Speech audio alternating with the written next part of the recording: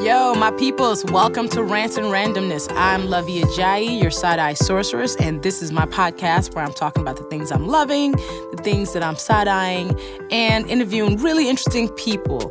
I'm here at the Chicago Recording Company to bring y'all the radio voice as always. Happy 2019, by the way. Excited to be back in the studio. On this episode, my feel good is my trip to West Africa for the holidays with my friends, ranting about this government shutdown and why our president is ridiculous, and spotlighting Marie Kondo's Tidying Up show, which I'm now obsessed with. And I'm interviewing Natasha S. Alford, award-winning journalist, host, and speaker. It's going to be a good show, so let's jump into it.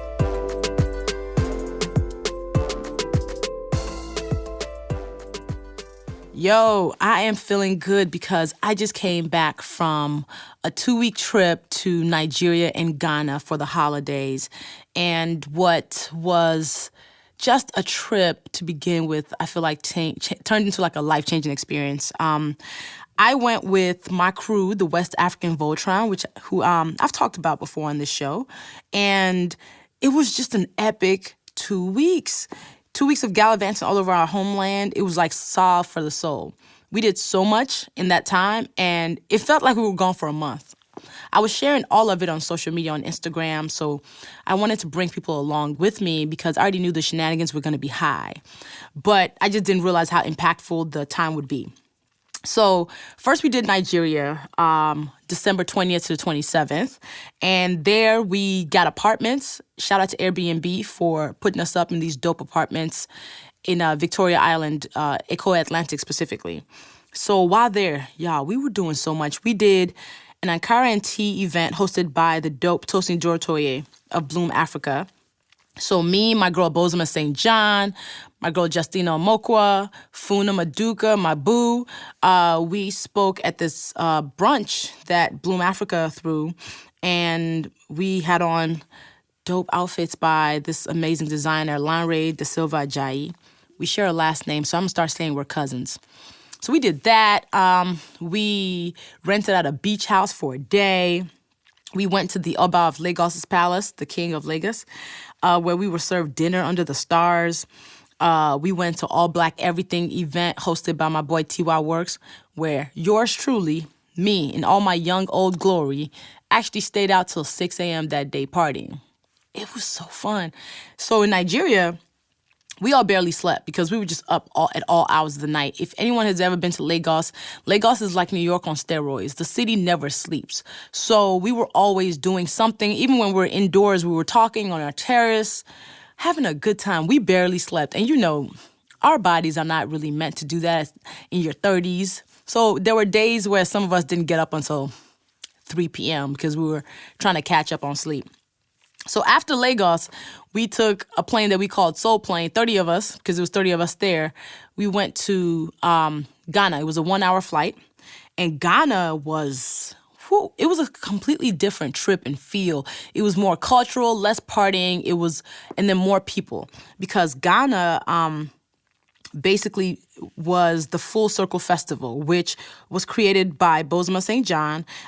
She did it to bring friends to Ghana to learn about the richness of the country, the culture, and to make sure that Ghana is a place that that helps people feel more connected to their roots, especially African Americans who are trying to figure out, like, what part of Africa am I from?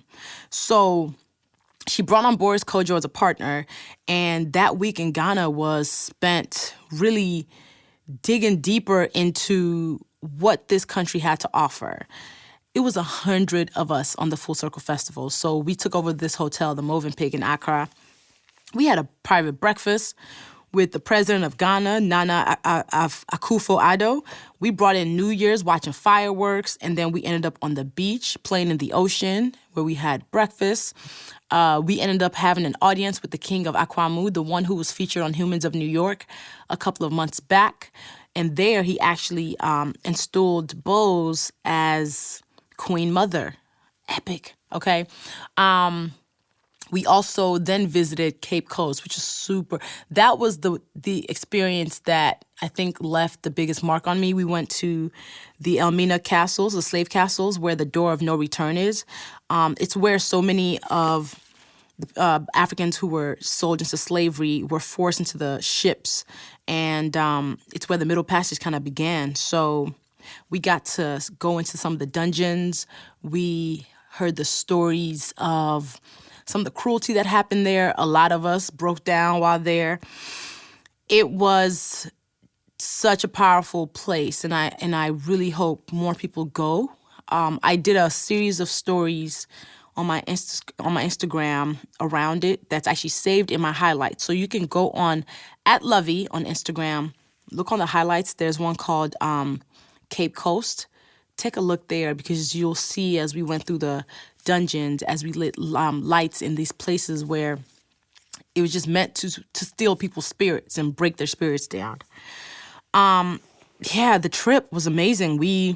I just remember the times we were going to the market or just sleeping on the buses that shuttled us around and how we were given the VIP treatment. I'm really, really, really proud of my sis, Bozeman St. John, for turning her trip back to Ghana that started last year into a bridge that could impact generations. And Ghanaians know how to welcome you. Akwaba is the word for welcome, and what they did was show us that Akwaba is a verb. The whole trip was dope. I'm still recovering. There's the reason why I've been going to sleep at 10 p.m. every night. I'm still jet lagged a little bit, but I think my body's kind of like, I need you to be quiet for a little bit. So, but yes, man, the trip was epic. I miss all the people I was on the trip with. And my Voltron squad, we got even closer. If you can travel with your friends, you can do anything together. There are a lot of people who can't travel together. There are a lot of people who don't know how to act in big groups. It was a testament of how dope folks are that we had no problems in the 2 weeks we rolled together. So, yeah, man, y'all go check out my Insta stories highlights on my Instagram account, and so you can see all the stuff we did. This week's rant is about the government shutdown and why our president, I don't even say y'all president, continues to lower the bar to the point where the bar is not even in the ground. Like it's like under the basement. So at this point, the government shutdown has been going on for 26 days. And so far, it is the longest shutdown in America's history. Almost a month, and people are not being paid. This is the work of Cheeto Satan and his representatives who basically using the wall to hold America ransom. This need to build a random wall across 2,000 miles of American border to Mexico. This giant tantrum that is now impacting millions of people. 78% of Americans live paycheck to paycheck, right? Which means the people who've gone the last 26 days without any money coming in are struggling, okay? Because most people don't have a fat savings account. Most people don't have a trust fund to pull things out of. Most Americans are living paycheck to paycheck. So 26 days of not being paid is major. It's how people miss mortgage payments. It's how people can't go to work because they can't afford transportation. Most Americans cannot afford an emergency that costs $400. So how are these hardworking people going to afford not getting a paycheck? At this point, people have missed, I would say 2 paychecks, because 26 days, 2 paychecks. 25% of government workers are furloughed. What does that mean? It means they're not paid or they're getting reduced pay if that is the term of their employment for a set period of time. When that time is up, they get no money at all. So government workers who have to show up every single day do not know the next time they're going to get paid. They have to figure out where to get the money to get to work. They have to figure out whether they're picking daycare or going to work themselves. The whole thing is just so infuriating because the fact that the president of the United States is throwing a tantrum and saying, I'm not going to pay y'all essentially until the people who you voted in do the thing you don't want them to do, which is to make me pay for, which is to like give American dollars to build a stupid wall that's not going to do anything, that is not going to enhance security, because that's not how this works. Also, America doesn't even have a clean 2,000 miles worth of property that can even use to build a wall. I don't understand what is happening here.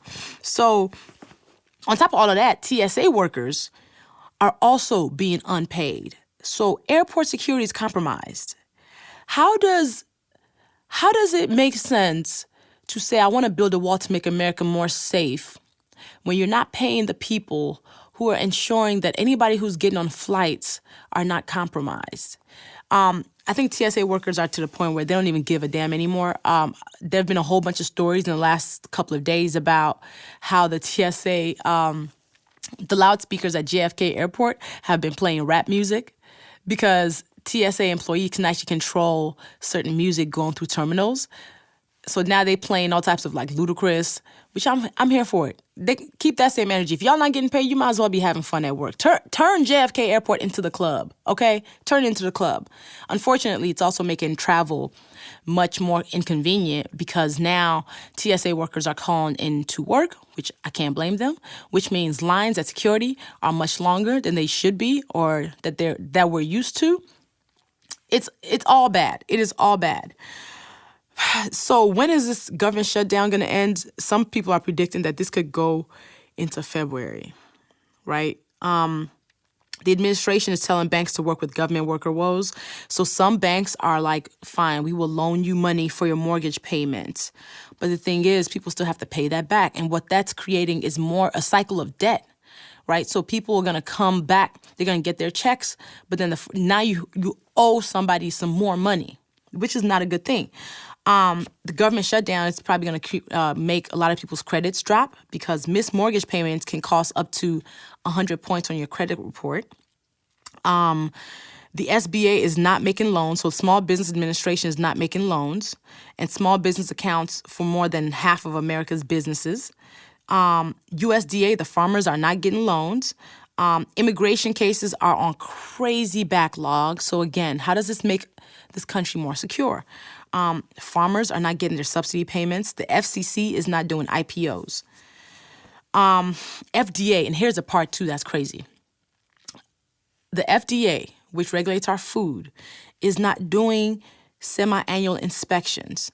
We just had lettuce recalled, okay?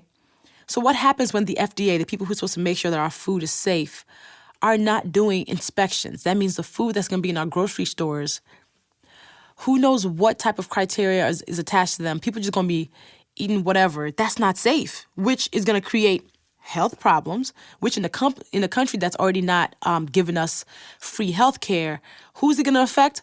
Poor people who do not have health care. So it's just this horrible cycle, all for what? This stupid wall that is not going to do anything good but make the country look like the Soviet Union. I don't understand how this makes any sense. Yeah,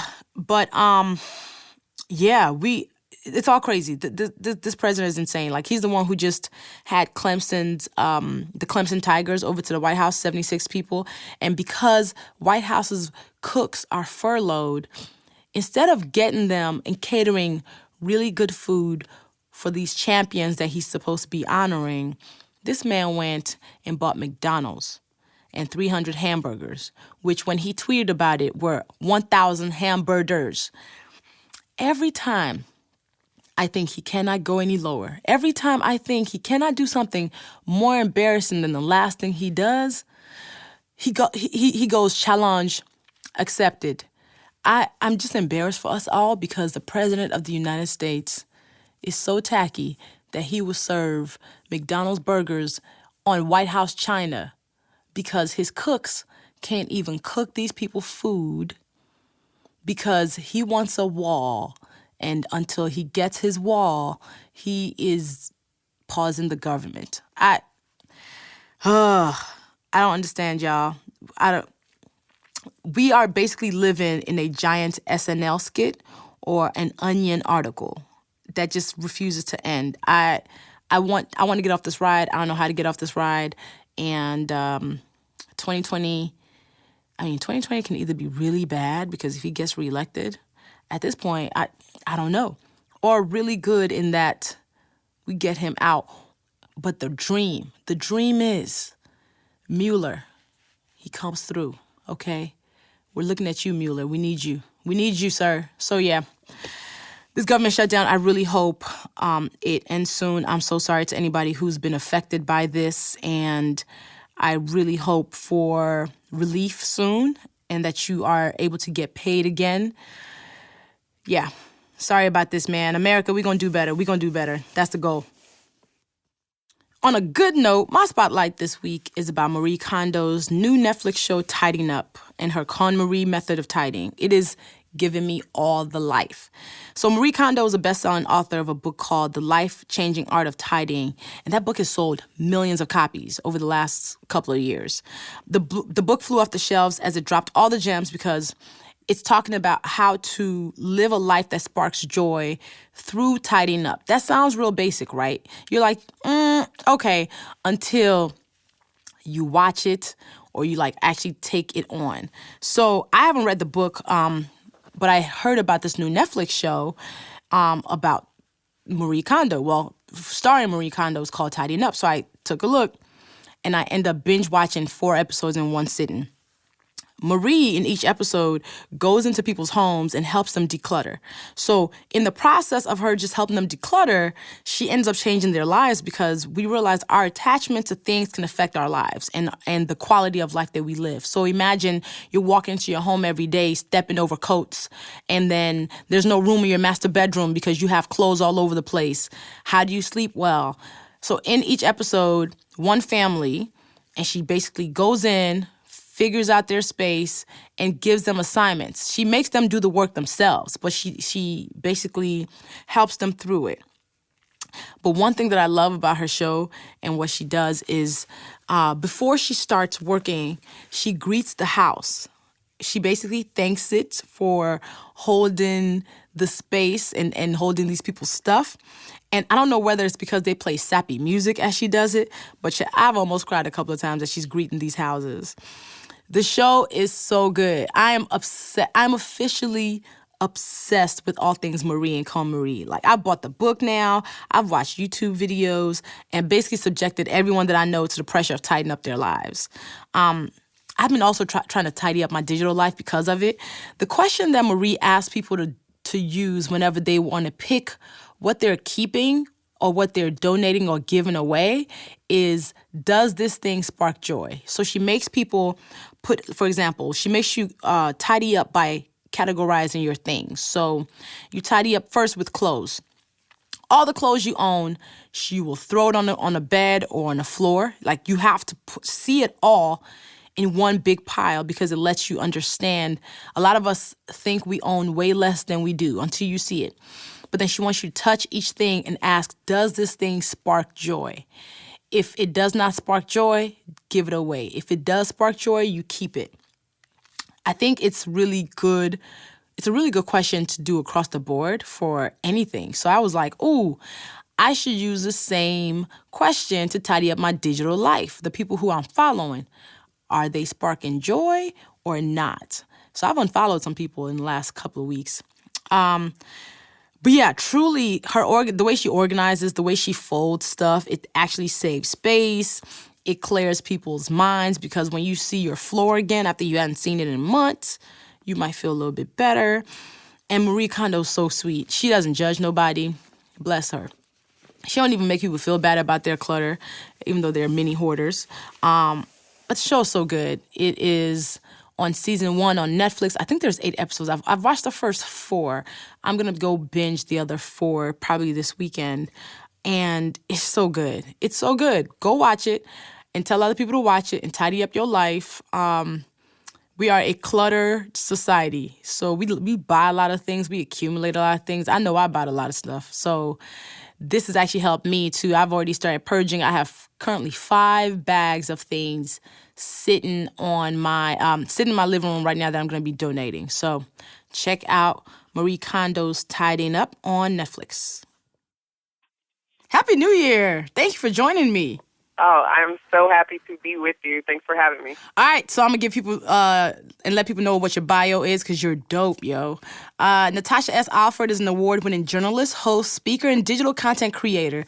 As deputy editor of the Grio, she reports on the most critical news and issues shaping society and culture, including criminal justice reform, education, politics, and entertainment. She's appeared on Power 105's Breakfast Club Sirius XM, Cheddar TV Live. And this summer, she wrote an op-ed about growing up Afro-Latina in the United States, and it was published in the New York Times. She is the 2018 Emerging Journalist of the Year for NABJ, which is the National Association of Black Journalists. She's a graduate of Harvard University and Northwestern's Medill School of Journalism. You know, slight work. Where she earned a master's degree in broadcast journalism. Basically, Natasha is this epic journalist who y'all gotta know, and I'm so excited to have you on the show. Hey, girl. Hey, girl. Hey, thank you so much. So I always start my interview with my guests by asking, what did you want to do or be when you were growing up? Oh, wow. So I would say the first thing I wanted to be was an artist. When I was about 5 or 6 years old, I was always drawing pictures. I was that girl in middle school who the girls were like, hey, can you draw a picture of me? So that's what I did throughout elementary school. And then when I got to high school, that's when I started to say I wanted to be a journalist because I was one of the editors of the school newspaper. But unfortunately, when I went to college, they didn't have a journalism major. And so my life just kind of ended up on a different path. And then, things come full circle, and here I am still. But wait, so what did you end up majoring in college? So when I got there was this program called Social Studies, which is basically like social science. And, I think I went to a public high school, so regular public school, and I ended up going to Harvard, and I felt like I needed to prove myself while being there, really prove that I belong there. And the first thing I did was say, okay, I want to apply to a major where it's honors. And so, I did like it, but I think in retrospect, I should have done something more creative. I should have done something like visual arts or even African American studies. But I think the lesson in that was, even when you may take a step that seems like it's kind of off your destined path, if you really listen, if you listen to your intuition and you kind of listen for signs around you, you will end up getting back on track. So yeah, I did the social studies thing, and then I ended up taking a job at a hedge fund, which was, very typical for that campus. Often recruiters come and, they're looking for black talent, so they grab you up. But about a year into that job, I again was like, I don't feel like my purpose is in this. This looks really great on paper, but I feel like I should be doing something that is either uplifting or, giving back to the community that I came from. So I left the hedge fund job and became a teacher. I took a $65,000 pay cut, and I, went and I worked at a charter school in New York City, first as an assistant, really, as a fellow, and then I did Teach for America in D.C. and, went into education policy. And that is when I got bit with the journalism bug. So how did you make that move? Because you've done, so hedge funds, teacher, and then journalism. What was the big break? Since people would probably be like, ma'am, you don't have any experience in this. Right. Like, how do you do it? Yeah. I love telling this story because I like to encourage people who feel like, they may be the underdog or maybe too late. Like, it is not too late. So I was 27, I think, 27, 28. No, I was 27, actually applying to business school. This is another thing. Everybody was applying to business school in my mid-20s. That was the thing to do. And so I was trying to emulate that model of success. So I'm working at an education policy shop out in California. I'm applying to business school, and I got asked to interview our CEO at a staff meeting. So I do the interview. When I finish, people are like, wow, you look like you really enjoyed that. Like, you looked in your element. You looked comfortable. And it really clicked for me that everything I'd always liked to do had to do with writing, presenting, interacting with people. Why didn't I ever go and pursue that dream? And so I secretly applied to journalism school while I was supposed to be studying for the GMAT just to see if I could get in, just to see if I could make a case. And lo and behold, I ended up getting in. And once I got a scholarship, I was like, I think this is God basically being like, take a leap of faith. And so I sold all my furniture. I packed up my car, and I drove from Sacramento to Chicago and started at Northwestern. And I say that living in Chicago was one of the best years of my life because Chi-town. Yes, Chi-Town was like hands down my favorite experience on a personal level, but also just in my purpose life, feeling like I have been struggling all through my 20s to find my thing. And even when things were good, it didn't feel like I was still doing what I was supposed to do. And when I did journalism, when I, saw that first byline and did my first interview as a journalist, I was like, this is it. This is what I was meant to do. So now you are at the Grio and you use a lot of video for the content that you do.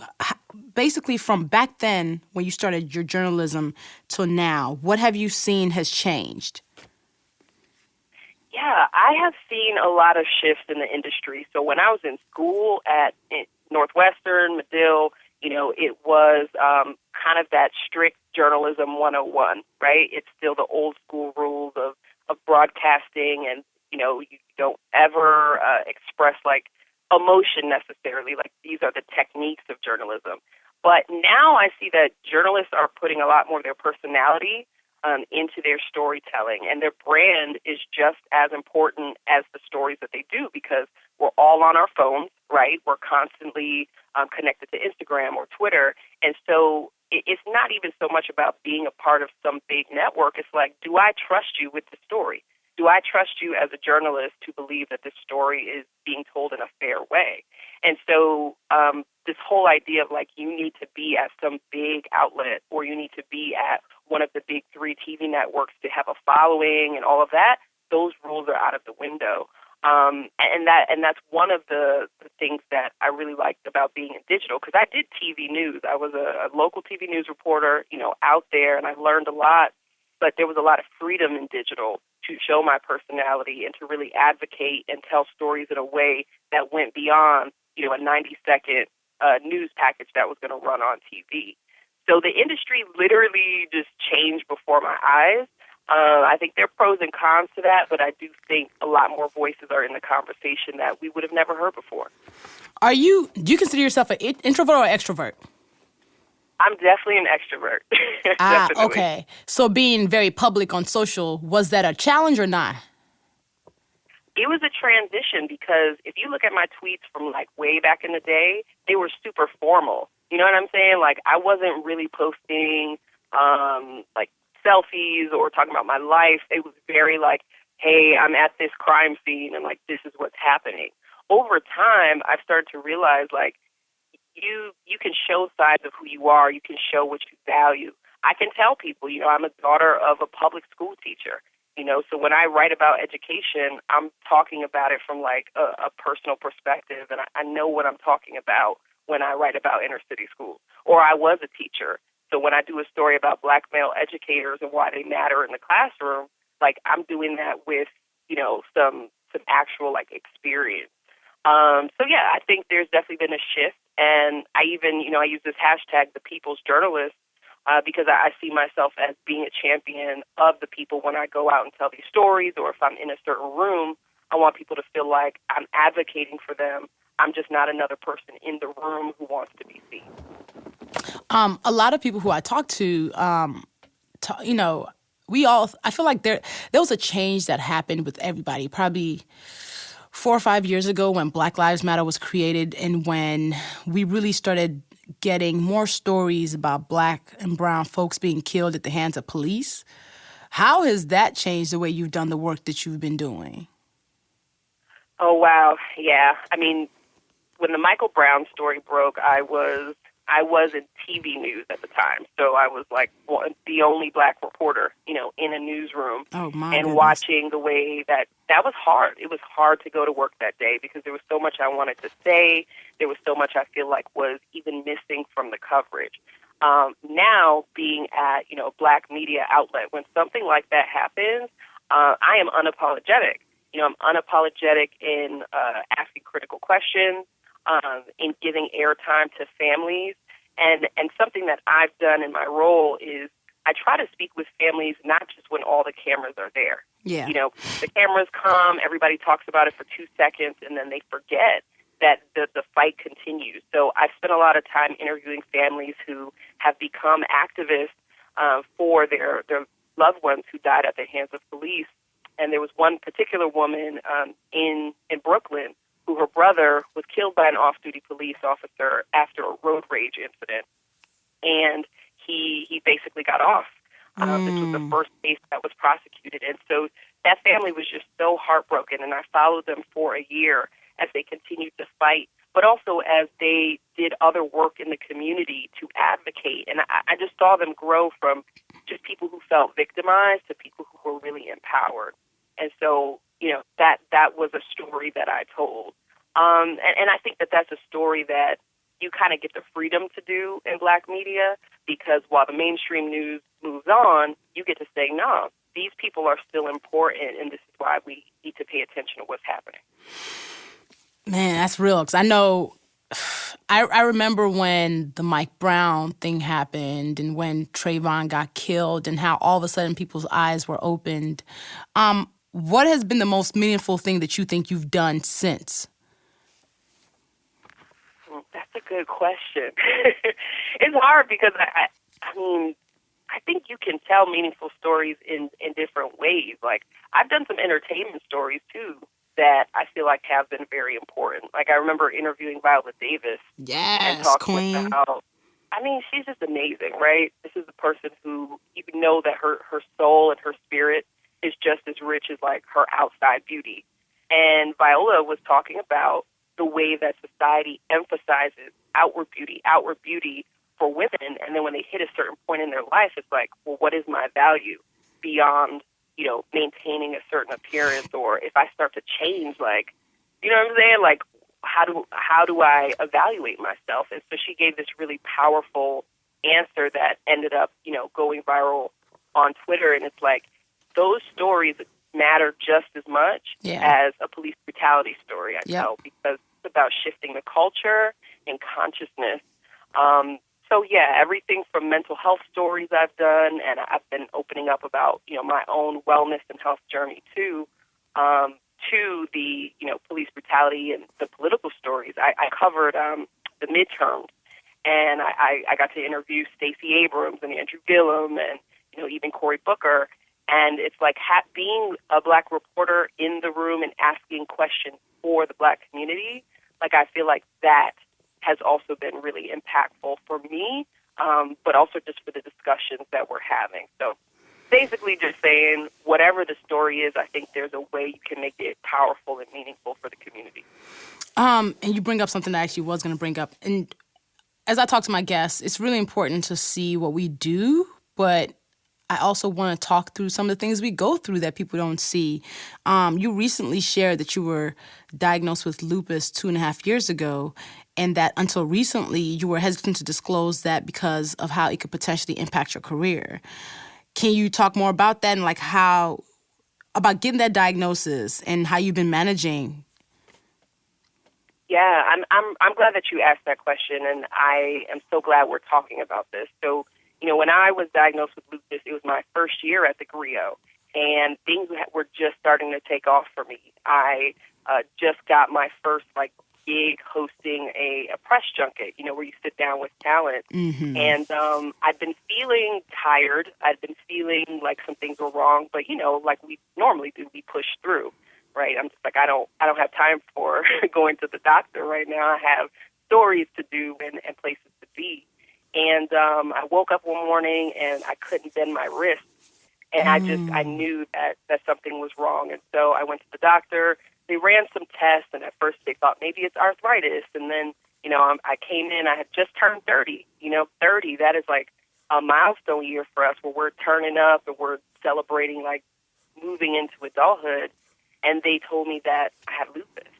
I didn't know what it was. I didn't know what it meant for my career, but I knew that as a host, as somebody who was on camera, I didn't want anybody questioning what I could do.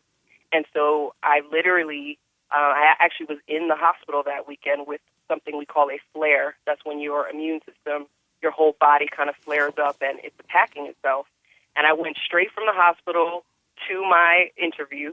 But this is how God is present, and He makes His presence known, or her presence known. I was going to the interview, just throwing my makeup together, doing my hair, just trying to look presentable. And I was sitting there researching the talent. I was going to interview Tashina Arnold. And so I'm looking on her Wikipedia page, just doing research, and I see Tashina is an advocate for lupus. Oh, Her wow. sister has. And I thought it was like a small sign from God to just say, I'm with you through this, and to continue pushing forward. Because what are the chances that I'm diagnosed with lupus and then literally the person I'm going to interview, is a lupus advocate? So I didn't tell her in that moment. It was very quick. You sit down in front of the camera, you ask your questions. But just being there with her, I was like, I'm going to get through this. And so from there, it was just a journey. Sometimes I was up, sometimes I was taking my medication, being healthy, getting rest. Other times I wasn't, and I was really pushing the limits because I was in denial. I'm like, I'm young, I feel fine, nothing's going to happen. And whenever I would start pushing those limits, I wasn't taking my meds, I wasn't sleeping, I wasn't eating well, I would have a flare, or I would end up, with pneumonia. Things that were really just, it made life hard. So I say all that to say, when you move from denial, when you move from fear, and then you walk in acceptance, you walk in your courage, in your confidence, in your faith, you'll see your life change. And once I accepted that this is a part of my life, but I can manage it, things changed for me. I got healthier. I was able to just not carry that guilt anymore. And then I was like, hey, I feel comfortable talking about this. Naturally, people like Nick Cannon, Selena Gomez, Toni Braxton, seeing them be open about their illness, but also their journey, made me feel like if they can do it, I can do it too. And so, I shared my story at the end of 2018, and I have received nothing but love and support. And frankly, when you carry secrets, it can make you sick. I think it makes you sicker when you're carrying, secrets and you're not getting support or community. Doesn't mean that you have to tell everybody what's going on, but you have to have some kind of space where you can be free. And once I started to talk about it, it became less of a thing. And now it's a part of my life, but it doesn't define everything that I am. How has the lupus diagnosis changed how you operate day to day, if it has? It really has. I mean, the first step is people in the lupus community, or like chronic illness, there's something called spoon theory. And basically, every day you wake up, you have a certain amount of spoons, right? And so doing an activity will take away from those spoons. And so if you choose to do one thing, it's a trade-off, and you may be left with, only 1 or 2 spoons left for the day. So for me, I prioritize completely differently. I don't waste energy. I say no a lot more. I used to want to be there for everything and everybody and just feel really guilty if I couldn't come through and do a story or go to an event. Now I just have to choose, like, if I do this thing, that means I can't do that. So saying no, prioritizing that which is actually important to me, and then actually blocking off time for wellness. So every week I do acupuncture, I go to physical therapy. I've started 2019 with personal training sessions that are locked into my schedule. Basically, the regular habits of a healthy person, except that it's non-negotiable. Self-care used to be optional for me. Now it is mandatory. Yo, that's super real, because a lot of us take it for granted. We're like, yeah, I should go work out, and then you look up 3 months later, have not. That's my story. So for Right. you, now it's a requirement. Did that take a big shift, or was that one day you just like, I just got to do this? Listen, I just got knocked on my ass. I mean, that's really what it comes down to. It. I got knocked down. I was in the emergency room with a flare, and it's like, sis, you've had this illness for 2.5 years. There's medication. There's support for you. Now this is really on you. If you are ill, that means you're not able to do the things that you love. And I wrote about this in the Medium piece, but I found out that I won the award for Emerging Journalist of the Year in the hospital. Oh, wow. I was I was in the emergency room with a flare because I had, traveled internationally. I was all over. I was at this event, that event, and I didn't bring my medication with me, and my body just was overwhelmed. And so I had a fever, and I had some pneumonia symptoms. And I got the call from NABJ, like, congratulations, you're this year's Emerging Journalist of the Year. And I took it as a sign that you cannot enjoy your success, the success that you're working for, if you don't prioritize yourself. And when you are talent, and I say this for anybody, but especially if you work on camera, you are the product. You are the product. So if you are not well, that means that, you aren't able to exercise your gifts and your talent. And so that was it for me. That was a turning point. And I was like, I'm going to prioritize wellness. And by doing that, I think my work has been better. I've generally just been better, and my mindset is better. And ultimately, that's what it takes to be successful in the long run. So what made you finally want to disclose and talk about it publicly? And has it affected your career? So far, it's been nothing but support. I think what really made me want to come forward is I felt like a lot of people were congratulating me. Like I was having all of these wins last year, right? I'm on the Breakfast Club. I have this thing published in the New York Times. And like people were saying congratulations, but I felt like there was more to the story. They were only seeing something that was almost surface level in a way. And I thought that the story was actually more powerful, if they understood like the lessons that I was learning along the way about wellness, about what, self-care really is and what success really is. Because if you are having these wins in one space, but you're sacrificing your health, then that's not really winning. That's not really success. And so I thought it would free me also to live a better life if I could explain to people, hey, this is why I'm making these decisions. These are the changes that are happening.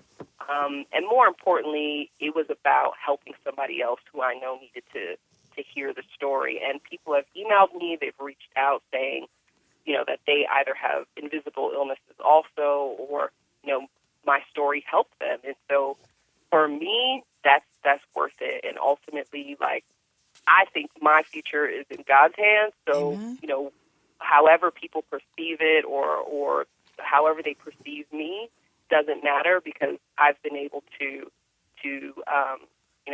succeed in spite of this. And so, I basically feel like I'm walking in freedom, and there's just really like no trade-off for that. Ooh, that's real.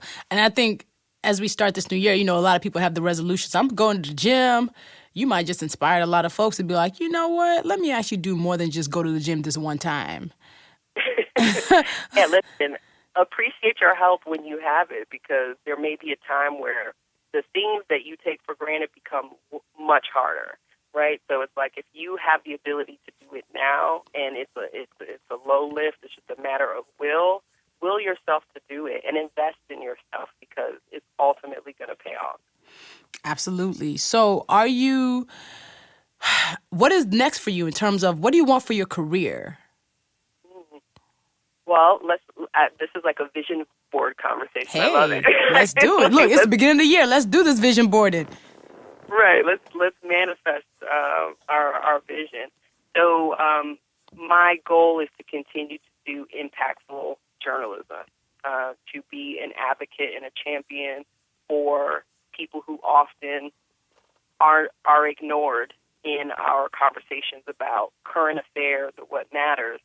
And I'm also going to continue to be an advocate for diversity in newsrooms. So, this week we saw this thing with CBS, where CBS got dragged, not having like a single black reporter on this particular, campaign team.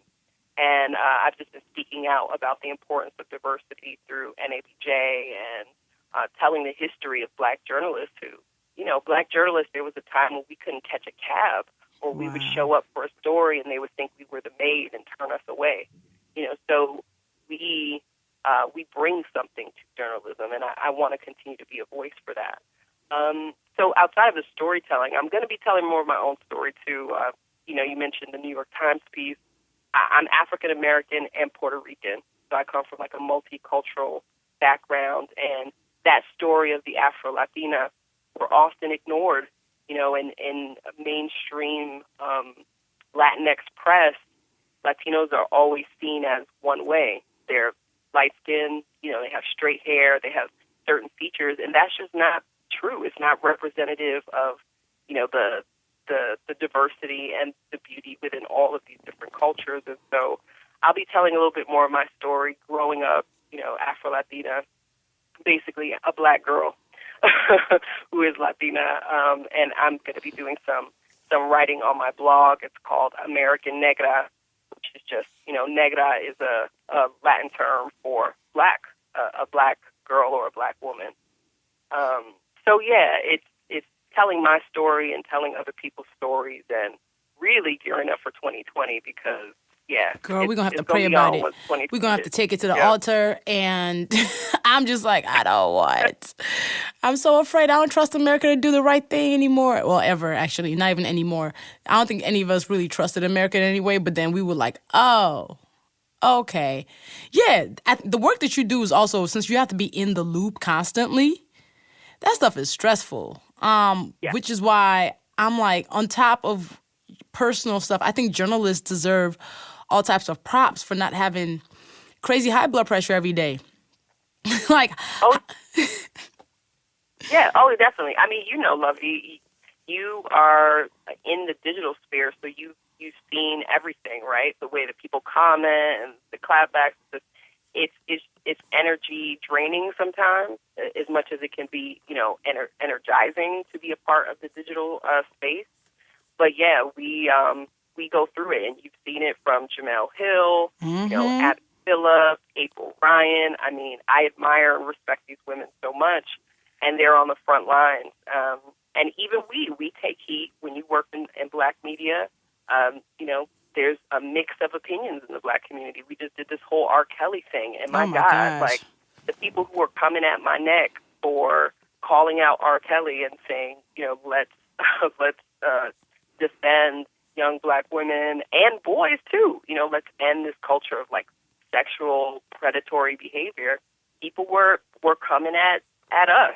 Can you believe that even is a thing? That like even the most basic thing gets us in trouble. When I had Jamel on, she was talking about how much trouble she got into for saying Trump is a racist, but like how is that a hot take when it's fact? How is it a hot take to say R. Kelly deserves prison for being a predator? That I don't understand. Yeah, I don't understand either. But I do know we have to be vocal, that we can't bow to that pressure because at the end of the day, history is going to judge, what's going down. And I'm going to be on the right side of history. So I'm going to say that, being a predator and targeting underage girls or boys, that is not cool. And we need to change it because it creates apathy and it enables other people to do the same thing. And I'm going to say that, we should not take the bait when Donald Trump tells us to turn against immigrants, and that it's more about politics than it really is about caring about Black American interests. Like, we got to take those stances and we got to base it in facts and just educate. And the people who receive it will receive it. But at the end of the day, like, this is why we do the work. It's all about the truth. But how do you deal with the social media noise? For those of us who are very vocal online, who are writing, who are tweeting, who are Black women behind a keyboard, we get a lot of heat. How do you deal with when the noise gets super loud? When you say something that all of a sudden gets you negative attention? Right. Well, I would say the first step is really about your foundation. So I don't start my day hopping immediately on social media. I really try to base and ground myself in like the real world. So I wake up, I read my devotion will say a prayer. I don't do it every day, just to be clear. There are some days where I do open my inbox first, but I try not to be defined by my work, right? Because at the end of the day, I'm still who I am. So nobody can tell me who I am if I know who I am. Facts. But secondly, I this actually, it's funny you're asking this question. A dude came for me this week on Twitter. He looked at my page and he said, "Why is a Dominican working for an African American news website?" Wow. And I about fell out because I'm like, but I'm Puerto Rican. I'm not Dominican. First of all. First of all, you looked at the emoji flag. You got it all wrong. Second of all, I'm African American also, right? And so you just like, how can I take a person seriously who didn't even bother to Google me before they came for me? You know what I'm saying? Like, facts. People project negative energy. They want attention that they wouldn't otherwise get. And so you have to realize when something is an energy trap, right? When something is meant to suck you down. But at the same time, it's okay to show up to a fight that you want to go to. I don't go to every internet fight that I'm invited to, but right. sometimes I selectively engage because there's a lesson to be learned. And in this particular instance, this was an educational moment about, one, there is a such thing as the African diaspora, yep. and guess what? Multiple ethnicities and cultures are a part of that. We were dropped off by slave ships in different locations, but we are Black. So there's that. And secondly, I am also African American, and you cannot deny me my, cultural history. And then also, like, what about our community? Why do we think this way in terms of division? And so there was like a whole conversation that I had, and that's why I showed up to that fight and I engaged. But there are some people who I'm like, okay, I'm not going to go back and forth with you on this, right. because I just have other things to do. So ultimately, I would encourage anybody who is a writer to be grounded, to be really like be sure of yourself.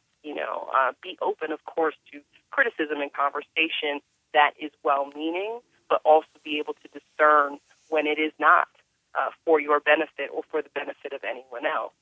And I think that you can walk away feeling good. We got to be able to stand for something, right? Or else, like, what are we doing here? What are we doing here? So you've already touched on some of these things. I always end with asking my guests, how are you taking care of yourself? What are the things that you'd like to do to pamper yourself? Let us know. Oh, okay. This is good. Let's see. Well, this week I am going to acupuncture. I really enjoy acupuncture. It is meant to, stimulate blood flow to your body. And I'm going to acupuncture to continue to work on getting some blood flow to my joints. They also use a really nice heating lamp when you go into acupuncture. For people who don't know what it is, they stick small needles in your body. And this is actually history fact. The Black Panthers popularized acupuncture in the United States for treatment of people who had addiction, to help addictions. And so they would do community acupuncture centers and help people to kind of, meditate and really get zen rather than turning to drugs. So, random fact for you guys, but that's part of what really drew me to look into it. I enjoy it. I love it. Something else that I do, I go to personal training with a trainer.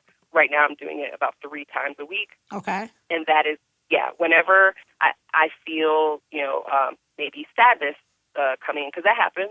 I'm not happy all the time. Right. I have things that I worry about. I have things that, I want to happen in my life. Whatever is going on, I've always found that being active really changes my emotions. It really just kind of like wakes me up. And the first step is to actually get into the gym. So my self-care has been going to the gym and taking care of my body, which is my temple. It's really just the thing that, again, is my work too, right? So by investing in that, it's been great, and I've really enjoyed it. So, yeah, that's my self-care, guys. You're acupuncture. not going to So, massages. Are you going to get your nails done? Vacation? no, okay, so this is, some people are going to laugh at this. Another thing I do for self-care is I go to Carnival in the Caribbean. Yes. Why laugh? That makes sense. Carnival is therapy. Anybody who's gone knows. And that's just because soca music is so positive. It's so uplifting. It's all about unity and, fun and vibes. And I play mas, so I, masquerade. I wear the feathers. I do the whole thing. And I kid you not, like, no matter what my body looks like, because, we all hit that time where it's like, oh, I need to lose 10 pounds. I need to lose 5 pounds. No matter what my body looks like, when I put on the costume, I feel like a different person. I feel like the best version of myself, and I just have the best time. So if you are looking for a self-care turn-up, I highly recommend Carnival. Okay, I've done Trinidad and Tobago 3 times. I've done a crop over in Barbados. I've done Carnival in Jamaica, and I've done Carnival in Miami, and every single one has been amazing. So that's my self-care, if you guys want to get in on that. Yes. No, thank you so much for that. I love asking people that because it gives me a window into what folks are doing and for some ideas. I've actually been thinking about doing acupuncture for about a year just to try it, but I haven't tried it yet. So, girl, go get it done. Let me know what you think when you try it out. You might have just given me the push I needed. So, thank you so much, Natasha. Love having you on Rants and Randomness. I think people are going to love hearing about your experience and about your work. And I am excited that you are out here doing this work every single day. Thank you so much, Luvvie. Thank you for the work you're doing, too. I'm glad we're having these conversations. And, I just want to wish everybody in 2019 well wishes. Take care of yourself. That's what matters most. Yes. Have a great rest of the day. You too. Bye-bye. Bye. Yo, shout out to Natasha Alford for joining me. Y'all, follow her on social media. She's at Natasha S. Alford on Twitter and Instagram. That's NATASHASALFORD. Y'all definitely follow her. She's Natasha S. Alford News on Facebook. Much love to Chicago Recording Company for partnering with me on this podcast. Y'all subscribe to this podcast everywhere where podcasts are, wherever you get your podcast fix, basically, and rate it. And if you love it, share it. Let people know on social to listen to this dope podcast. And follow Rants and Randomness on Twitter at Rants Randomness, no and. On Instagram, we are at Rants and Randomness. And if you have any questions, feedback, any love you want to share with me, LuvvieRants@gmail.com is the email address. And as always, you can follow me on social media. I am at Luvvie everywhere. See you on the next episode.